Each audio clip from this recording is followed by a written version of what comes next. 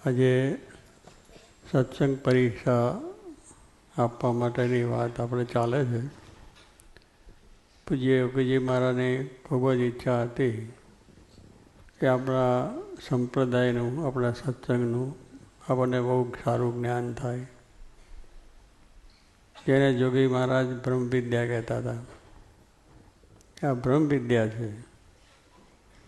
હવે લૌકિક વિદ્યા ભણવા માટે આપણે બધા ઘરના મા બાપ રાજી હોય, છોકરાને પણ ઉત્સાહ હોય છે અને સારી ડિગ્રી મેળવે એવી આપણી ઈચ્છા હોય કે ડૉક્ટર જાય તો ડૉક્ટર પણ સારામાં સારો થાય, એન્જિનિયર થાય તો પણ સારામાં સારો. છોકરાને પણ એટલું હોય કે સારામાં સારી મારે આ લાઈન લેવી છે અને સારામાં સારો ગ્રેડ મેળવવો છે. એમાં બહુ જ ઉત્સાહ હોય. એમાં મહેનત પણ કરીએ, પૈસા ખર્ચવા પડે તો ખર્ચીને પણ કરીએ. અહીં ના એને બરોબર અનુકૂળ હોય તો પરદેશ મોકલીએ. અમેરિકા અને બીજા લંડન ને ઓસ્ટ્રેલિયા ને ઘણા દેશોમાં જાય છે. આ બધા જાણો છો ને, આપણા ઘરેથી છોકરાઓ ગયા પણ છે. એમાં કેટલો ઉત્સાહ હોય છે. એ પરીક્ષાઓ આપે, એ ભણે, એ ના ભણતો હોય તો પણ એને ગમે તે રીતે કરીને પણ તું સારી રીતે ભણ, પરીક્ષા આપને ફર્સ્ટ ક્લાસ લાય. અને છોકરાને પણ એટલો ઉત્સાહ હોય કે મારે ફર્સ્ટ ક્લાસ લાવીને મારે આ ડિગ્રી મેળવી, સારામાં સારી ડિગ્રી ટોચ મેળવી. એટલે કહેવાનું શું છું કે આવો ઉત્સાહ ઉમંગથી આપણે કામ કરીએ છીએ.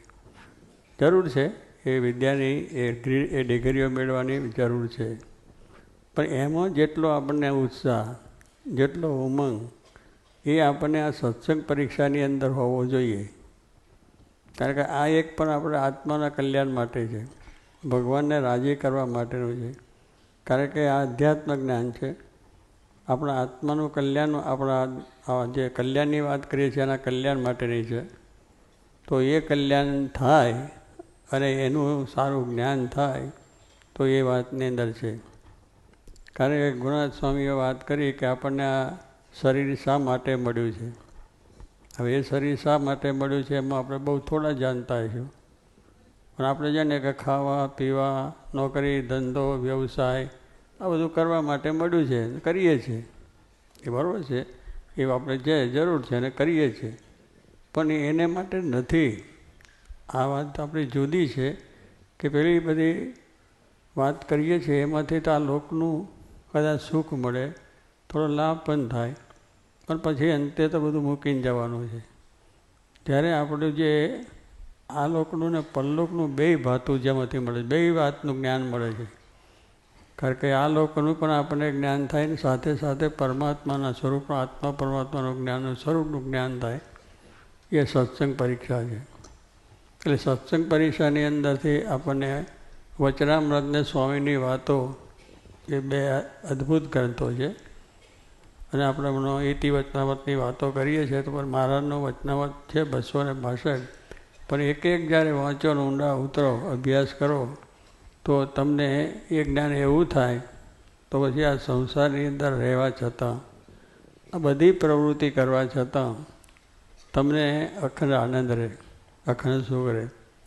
સુખ દુઃખ આવે સર્વ ભેળું તેમાં રાખજો સ્થિરમતી. સુખ ને દુઃખ બે છે દુનિયા. આ સંસાર છે સુખ દુઃખનો દરિયો છે. એમાં તરવું બહુ કઠણ છે. ભગવાનની દયાથી જો જ્ઞાન થાય તો તરી જવાય. તો એવો આ સંસાર છે. એ જ્ઞાન જો આ સત્સંગથી થાય, પરીક્ષા આપવાથી થાય, પરીક્ષાના પુસ્તકો વાંચીએ કરીએ, એમાં બધી વાતો છે, સુખ દુઃખની વાતો આવે છે. સુખ આવે તો ભગવાનની ઈચ્છા અને દુઃખ આવે તો ભગવાનની ઈચ્છા.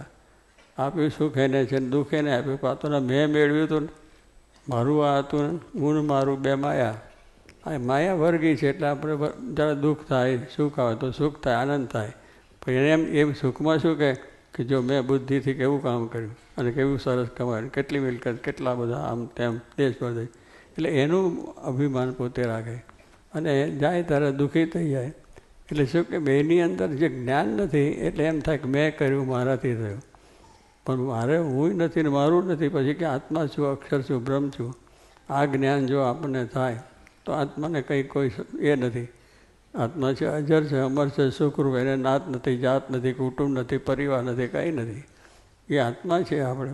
તો આત્માને કોઈ આવું થયું બધું પ્રસંગ તો એને કંઈ નાત હોય તો દુઃખ થાય, જાત હોય તો દુઃખ થાય, આપણે પ્રમાણે બીજું ત્રીજું હું આજ્ઞા અમારી મિલકત છે, અમારા જે મકાન છે, અમારા ઘર છે કે અમારી એ બધી છે કે હું આ બધું થયેલું છે મારું, એ મારું જ્યાં સુધી માને ત્યાં સુધી અજ્ઞાન છે.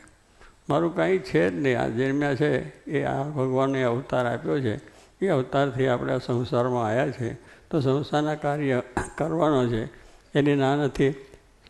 પૈસા તમાકા પરદેશ જાઓ, દેશમાં જાઓ, પૈસા કમાવો, બધી રીતના વ્યવહાર કરો, સંસાર કરો, લગ્ન કરો, પૈણાવો, છોકરા બોકરા બધું જ કરો. પણ એ જાણવું કે સર્વ કરતાં પરમેનન્ટ હશે, હું એ કરતો નથી. આ હું જ કરતો નથી, એ ભગવાન જ કરે છે. તે વિશે ભાઈને જ્ઞાન હતું તો થયું કે છોકરો એને આપ્યો છે ભગવાને, અને લઈ પણ લીધો એમને છે. પછી મારે શું દુઃખ? આપનાર એને લેનાર એ છે. પછી આપણે વચ્ચે શું કહ્યું મારો થયો એટલે દુઃખ થયું, મારું થયું એટલે આપણને દુઃખ આવે બધા. એટલે આ જ્ઞાન આપણને આ સત્સંગ પરીક્ષાથી થાય, એને માટે આપણે આ સરકારી પરીક્ષાનો આગ્રહ જોગીમાનો છે. દરેકે આ જ્ઞાન પ્રાપ્ત કરવું. દરરોજ તમે વાંચો, એક વચનામત વાંચો, 5 વાતો વાંચો, બસ દરરોજ વાંચીને જાઓ. બધું ઘણું આપણે વાંચીએ છીએ, સંસારમાં વાંચીએ છીએ. જ્યારે સંસારને લઈને તો ધંધો કરતા હતા, ધંધાનું વાંચવું પડે. વકીલ હોય તો વકીલનું વાંચે, ડૉક્ટર હોય તો ડૉક્ટરનું વાંચે. કારણ કે એને આગળ જ્ઞાન બધું મેળવવું છે તો વાંચે, એની જરૂર છે તો એને વાંચે, એનો કંઈ વાંધો નથી. પણ એ સિવાય કેટલું ખરાબ વાંચે છે. કેટલી જાતના ચોપડિયા, કેટલી જાતના લખાણ, એમાં કેટલા અશ્લીલ હોય ને કેટલું અશ્લીલ જોવાનું, અશ્લીલ ટીવીને વીવીને બધું જુઓ. હવે એની ક્યાં જરૂર છે? પણ એને માટે પણ આપણે પૈસા ખર્ચીએ, સમય ખર્ચીએ, બધું જ કરે છે. પણ પરીક્ષાની એ વાત થાય કે ના, પરીક્ષા નહીં, એ ટાઈમ જ નથી, નો ટાઈમ. આ જ્ઞાન જો આપણને દૃઢ થાય તો કંઈ ચિંતા નથી. કારણ કે સંસાર છે મરણા જરના સંસાર, કે આ જન્મવાનું છે અને મરણ પણ છે.